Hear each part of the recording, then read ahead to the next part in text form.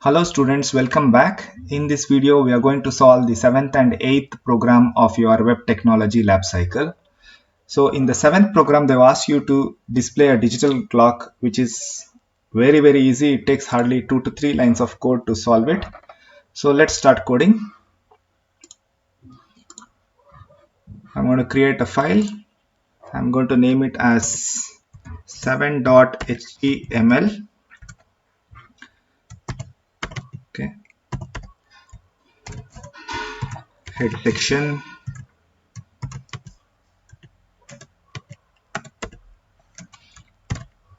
I'm going to name it as digital clock. Okay. In the body, I'm just going to keep one h1, that's it, with no content. So let's write the script using script tag. Now we are going to write on function to display the current time. Function, I'm going to name the function as time. So you all know already, if you want to work with the date, so you have to create an object of type date. Okay, we're going to name this header as t.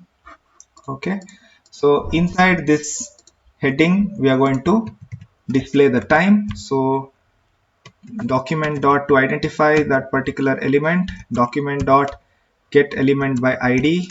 So what is the name of the heading? H1 is t. Now we have finished writing the code to display the time, current time inside the h1, right, using inner HTML property. Now we need to call this function called time repeatedly between every 1 second. So in an interval of 1 second, we need to call the time function again and again. For that, you have a function called set interval. Okay, so it takes two arguments. The first argument is the name of the function. So here in this case, function name is time. The second argument is the interval of time. So in this case, it is 1000 milliseconds, which means after every 1 second, this function will be called. So let's see the output now. View.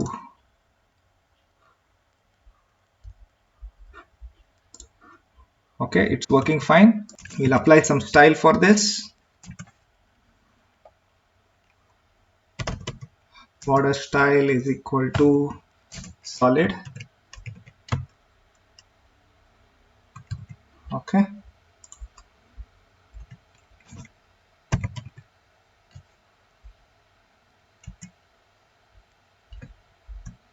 We'll have some padding.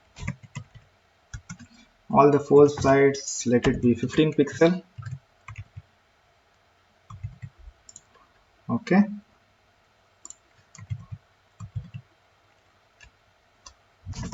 Margin also will set it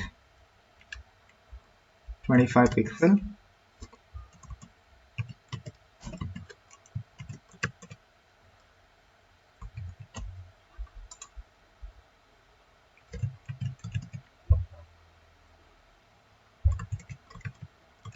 We'll add one more heading.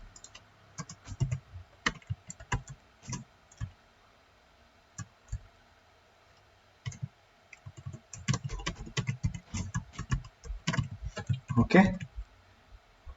So we got the digital clock. All right. So it's very easy. Once again, I'm going to explain. So what we did was we just created one heading which doesn't have any text inside it, and we wrote one function called time. Inside the function, we created a variable of type date to access the current time. So we are going to use the toLocalTimeString function to access the current time, and then we are assigning the time inside the h1 using inner HTML property of getElementById function. Okay, so we have completed this particular program. Let me close it. Now we'll go to the last program in part A, that is we need to design a simple calculator which looks something like this. So create a new file 8.html. Okay, This program will take a couple of minutes because there are a lot of tags involved.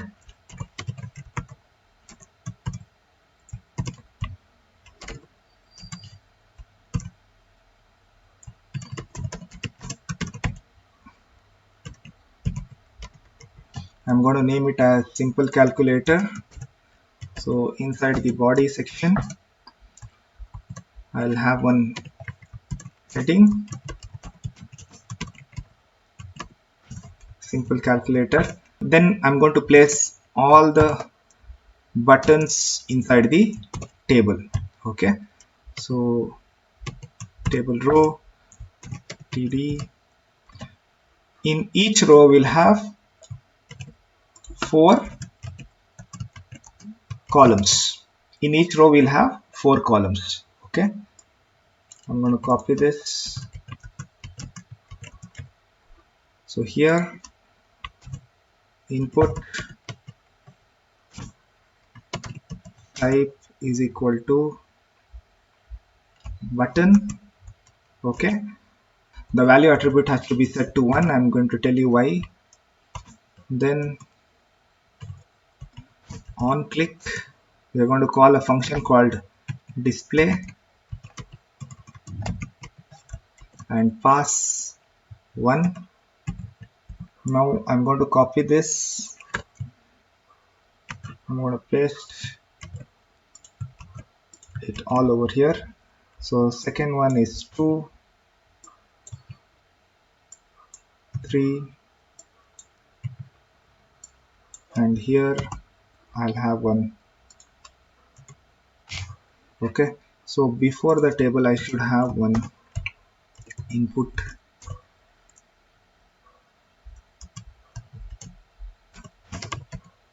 text element. Okay, so I'll give the name as result. Okay, now we'll see how it looks. Right, you got my point, right? This is how this is going to look. Now I'm going to copy the same thing everywhere. So this is going to be 4, 5, 6 and minus sign. Again I'm going to copy here.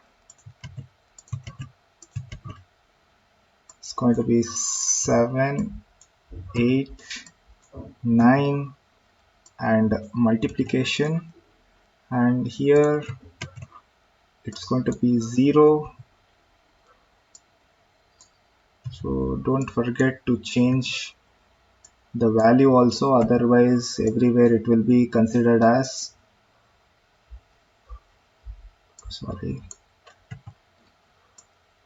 minus. So this has to be 7, this has to be 8, this has to be 9, here also this has to be 4, this has to be 5, this has to be 6. Okay, now we'll paste once again. Now division symbol.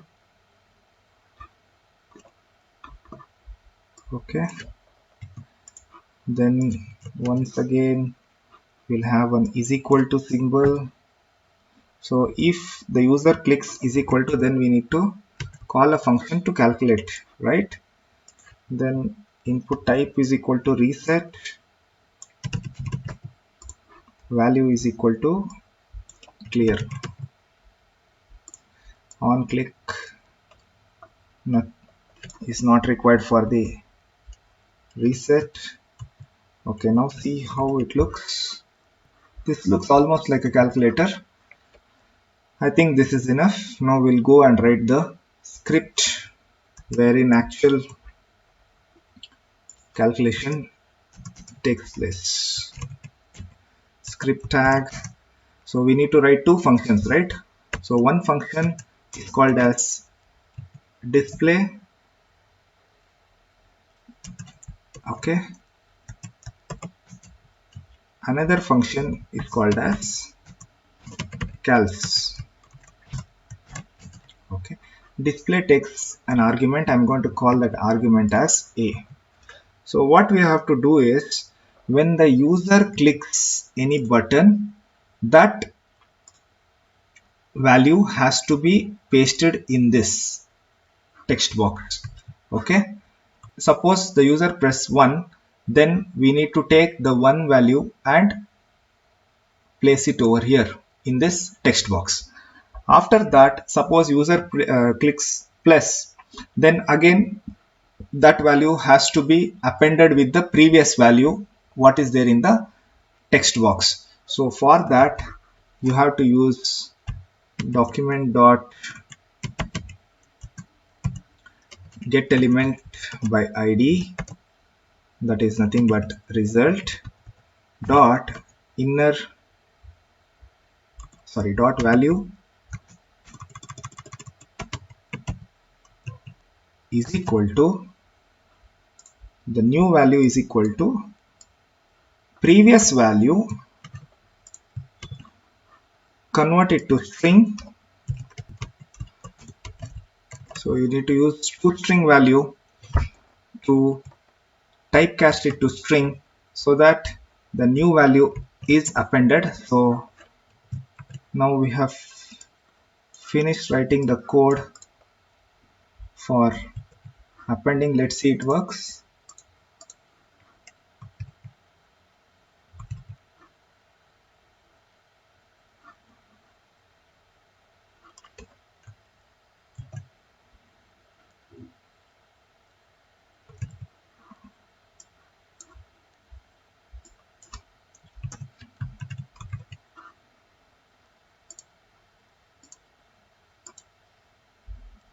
Yes, it's working properly. So remember, S is capital here. So next is on click of is equal to, on click of, where is that, is equal to, yeah, the function cal has to be called here. We need to again set the value. There is a function called eval. What it does is, suppose there is an input as, suppose there is input as 4 into 3. So the eval of 4 into 3, it evaluates 4 into 3 as an mathematical operation and returns the result. So basically we have to again take the value of the text box and assign it. That's it. Okay, so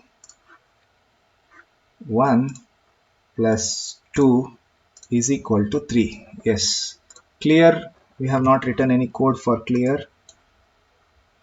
Reset. Okay, reset button will work only when it is enclosed inside the form tag. So what I'm going to do is, I'm going to put one form tag. So action is nothing, method is get method.